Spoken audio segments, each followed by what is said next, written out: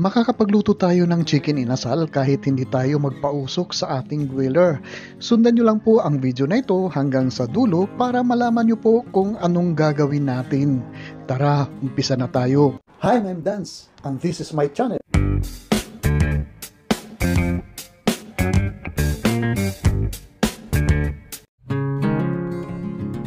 Ito po ay 3 pirasong chicken thigh and leg at ito po ay 1 kilo. Huhugasan lang po natin ito ng maigi at pagkatapos ay gigilitan po natin doon sa bandang loob ang ating pagilit ng ating manok dito para manuot po ang ating marinade dito sa ating manok mamaya. Kung bakit dito sa loob tayo naghihiwa ng ating chicken ay para dito manuot ang ating marinade mamaya at saka para hindi po masira ang balat ng ating chicken at kapag naluto na po ang ating chicken inasal ay maganda po ang presentation ng ating chicken inasal mamaya.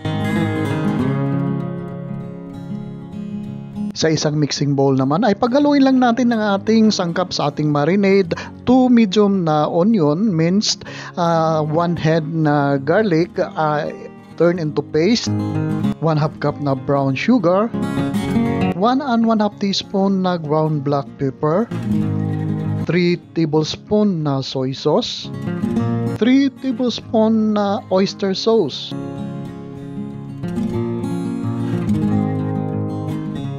1/3 cup na ketchup. Banana ketchup po ang ginamit ko po dito.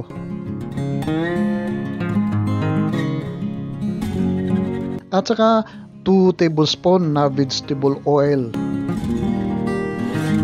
Ihalo din natin ang ating 4 cups na lemon soda, Sprite o kaya 7-Up ay pwede natin gamitin dito. Imikos-mikos lang natin ng ating marinade at saka maya-maya ay ibubuhos po natin ito doon sa ating mga chicken.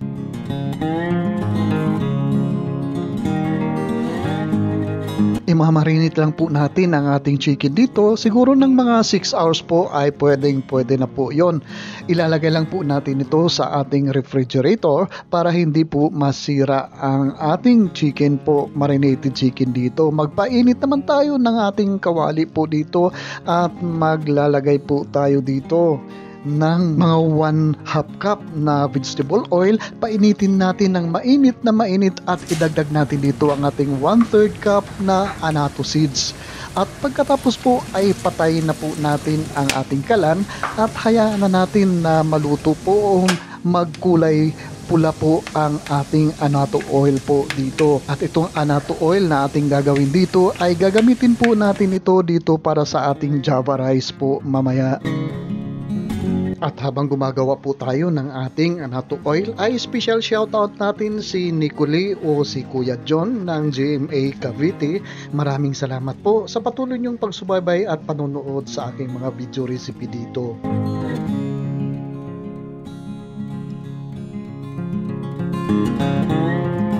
At ito na po ang ating pulang-pulang annatto oil po dito.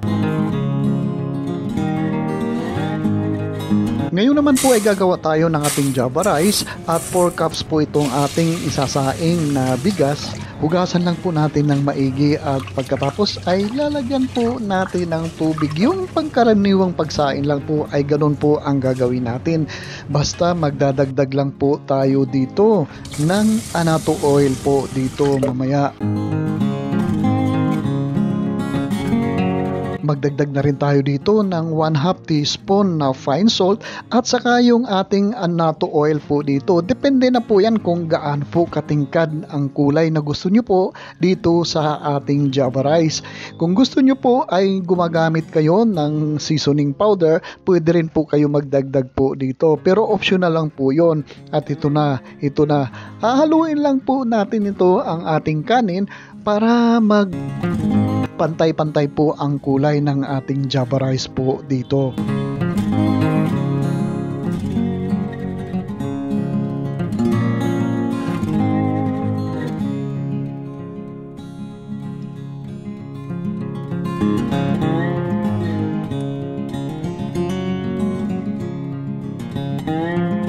At After 6 hours po ay ganito na po ang ating chicken na ating na-marinate. Mamaya tanggalin lang po natin dito sa ating marinade at pagkatapos ay i-drain po natin ng maigi ito bago po natin i-seared sa ating pan mamaya.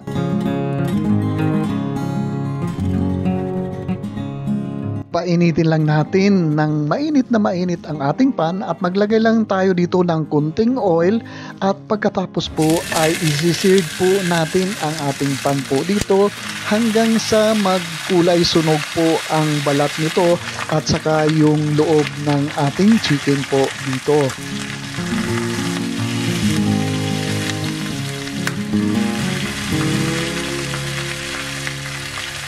Babalik na rin lang po natin ang ating pag-seared ng ating chicken po dito para parehas magkabilaan ay kulay sunog po ang ating chicken po dito.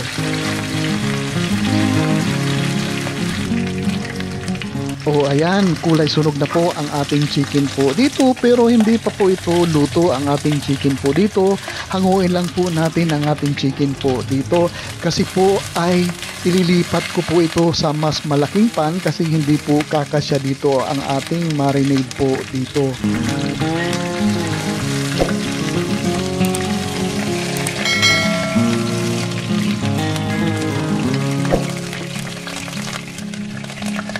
O ayan, inilipat ko po ang ating chicken po dito sa isang mas malaking pan po dito kasama na po ang kanyang oil na ating ginamit sa pag-seared sa ating chicken po dito. At pagkatapos po ay ibubuhos po natin ito maya-maya ang ating marinade po dito. Lahat po ng marinade ay ibubuhos po natin ito dito at pagkukuluan po natin ang ating chicken dito. Ituloy-tuloy lang po natin ang ating pagpapakulo dito sa ating chicken. Babalik na rin lang po natin ito para pantay po ang panunuot ng ating marinade po dito sa ating chicken. Ituloy-tuloy lang po ang ating pag-simmer dito sa ating chicken hanggang sa mag-reduce po ang liquid ng ating marinade po dito. O ayan, kukunti na po ang sauce ng ating chicken po dito. Hanguin na po natin ito at pagkatapos ay mag-plate na po tayo dito.